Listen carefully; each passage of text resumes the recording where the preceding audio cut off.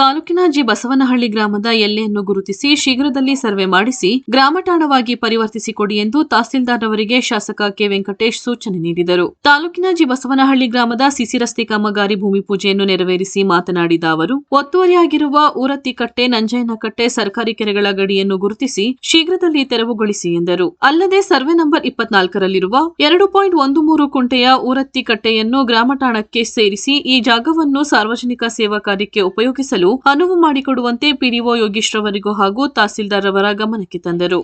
ಬಳಿಕ ಗ್ರಾಮದ ಮುಖಂಡರು ಮೂಲಭೂತ ಸೌಕರ್ಯಗಳಾದ ಒಳಚರಂಡಿ, ನಿರಂತರ ಜ್ಯೋತಿ, ಸಿಸಿ ರಸ್ತೆ, ಸಾರಿಗೆ ವ್ಯವಸ್ಥೆ, ಬಡವರಿಗೆ ನಿವೇಶನ, ಸಮುದಾಯ ಭವನ ಹಾಗೂ ಊರಿಂದ ಹೊರವಲಯದ ತಮ್ಮ ಜಮೀನುಗಳಿಗೆ ಸುಮಾರು 15ಕ್ಕೂ ಹೆಚ್ಚು ಕುಟುಂಬಗಳು ವಾಸಿಸುತ್ತಿದ್ದಾರೆ. ಅಲ್ಲಿ ವಿದ್ಯುತ್ ವ್ಯವಸ್ಥೆ ಮಾಡಿಕೊಡಿ ಹಾಗೂ ಸಾಗುವಳಿದಾರರಿಗೆ ಆದಷ್ಟು ಬೇಗ ಖಾತೆ ಬದಲಾವಣೆ ಮಾಡಿಸಿಕೊಡುವಂತೆ ಗ್ರಾಮಸ್ಥರು ಬೇಡಿಕೆಗಳನ್ನು ಶಾಸಕರ ಗಮನಕ್ಕೆ ತಂದರು.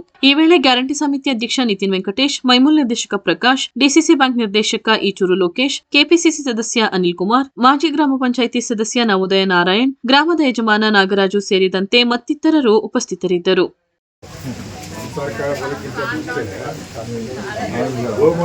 ಮಂಜೂರು ಮಾಡಿದ್ದಾರೆ.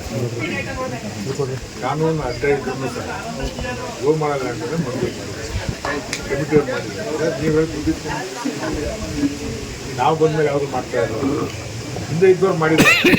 1 ಲಕ್ಷ 1.5 ಲಕ್ಷ ಇಷ್ಟೆಲ್ಲ ಈಸ್ಕೊಂಡು ಅವರು ಇಸ್ಕೊಂಡು ಮಾಡಿದ್ದಾರೆ, ಮಂಜೂರು ಮಾಡಿಕೊಟ್ಟಿದ್ದಾರೆ. ಅದಕ್ಕೆ ವಾಸ್ತವ ವಿಚಾರ.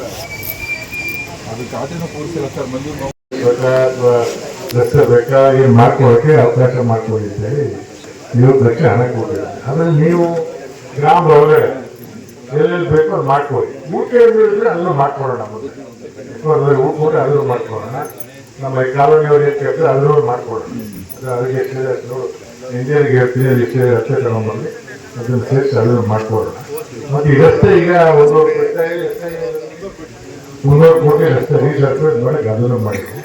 ಅದು ಭಾಳ ಸ್ವಲ್ಪ ಹಾಳಾಗಿತ್ತು. ರಸ್ತೆ ನಾನು ನೋಡ್ಕೊಂಡು ಅದನ್ನು ಮಾಡೋಣ. ಅಷ್ಟೇ ಮಾಡಿ ಪ್ರಗತಿ ಪಥ ಇನ್ನೂ ಪ್ರಾರಂಭ ಮಾಡಿಲ್ಲ, ಮಾಡ್ತೀವಲ್ಲ. ಪ್ರಗತಿ ಪಥ ಇನ್ನೂ ಪ್ರಾರಂಭ ಮಾಡಿಲ್ಲ, ಅದನ್ನು ಮಾಡೋಣ. ಈಗ ರಸ್ತೆಯೂ ಆಗಿದೆ, ಗ್ರಾಮದ ಒಳಗಡೆ ಮಾಡ್ಕೊಳ್ಳೋಕ್ಕೆ 50 ಲಕ್ಷ ದುಡ್ಡು ಸಾಕಾಗಲ್ಲ. ನಿಮಗೆ ಊರೊಳಗಡೆ ಮಾಡ್ಕೊಳ್ಳಿ, ಊರೊಳಗಡೆ ಮಾಡಿ ಊಟ್ಕೊಂಡಿದ್ರೆ ಮುಂದೆ ನೋಡೋಣ. 3 ದಿನ ಮಾಡಿ ಆಮೇಲೆ ನಮ್ಮ ಈ ಕಾಲೋನಿಯವ್ರು ಕೇಳ್ತಾ ಇದ್ದಾರೆ ಅದನ್ನು ಮಾಡ್ಕೊಳ್ಳಿ ಸ್ಯಾಂಕ್ಷನ್ ಮಾಡ್ತಾ ಇದ್ದೀವಿ. ಯಾಕಾದ್ರೂ ನಮ್ಮ ಜನಕ್ಕೆ ಹೋಗ್ಬೋದು. ಸುಪ್ರೀಂ ಕೋರ್ಟ್ ಆಗ ಯಾವ ಕೊಟ್ಟಿದ್ದು 2018 ಸರ್ಕ್ಯುಲರ್ ಮಾಡ್ತಾರೆ. 2002 ಒಂದು ಆರ್ಡರ್ ಬಂದಿದೆ.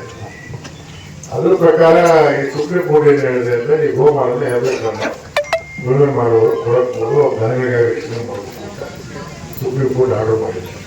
ಅಲ್ಲಿ ಈಚೆಗೆ ನಾವು ಯಾವ ಗೋಮಾಳನ್ನು ಮಂಜೂರು ಮಾಡ್ತೇವೆ. ಈಗ ಮಂಜೂರು ಮಾಡಿರೋದೆಲ್ಲ ಮಾಡ್ಬಿಟ್ಟಿದ್ದಾರೆ. ಅದೇನೋ ಅವ್ರಿಗೆ ಹೇಳ್ತಾರೆ. ಇವ್ರು ಹೇಳ್ತಾರೆ ಈಗ ನಮ್ಮ ತಾಯಿದಾರು ನಾವೆಲ್ಲ ಕ್ಯಾನ್ಸಲ್ ಮಾಡ್ತೀವಿ. ನೀವು ಯಾರೇ ಊತ ಇದ್ದೀರ ನೀವು ಊತ ಇರ್ಬೋದು, ನಾವೇ ಇಟ್ಕೊಳಕ್ಕೆ ಕೊಡೋದಿಲ್ಲ. ಮತ್ತು ನಿಮ್ಗೆ ಯಾವುದೇ ರೀತಿ ದಾಖಲಾತಿ ಇರೋದಿಲ್ಲ. ಯಾವ ರೀತಿ ದಾಖಲಾತಿ ಇರೋದಿಲ್ಲ. ಊಟ ಇರ್ಬೋದು. ಯಾರು ತೊಂದರೆ ಮಾಡೋಕ್ಕಾಗಲ್ಲ. ಏನು ಬೇಡಪ್ಪ ಏನಾಗ್ಬೇಕು ಹೇಳಿ ಅಂತ ಅಲ್ಲ. ಇದು ವಿಚಾರಕ್ಕೆ ಪ್ರತಿಯೊಂದು ಖಾತೆ ಆಗಲಿ ಯಾವ ಕಾಲಿ ಕೊಟ್ಟರೆ 6 ತಿಂಗಳ 3 ತಿಂಗಳ ಖಾತೆ ಆಗಲ್ಲ ಕೊಡಿ. ಯಾವುದು ಸರ್ ಐಜಕ್ಕೆ ಒಂದು ಖಾತೆ ಆಗಲ್ಲ ಸರ್. ಈಗ ಖಾತೆ ಆಯ್ತಲ್ಲ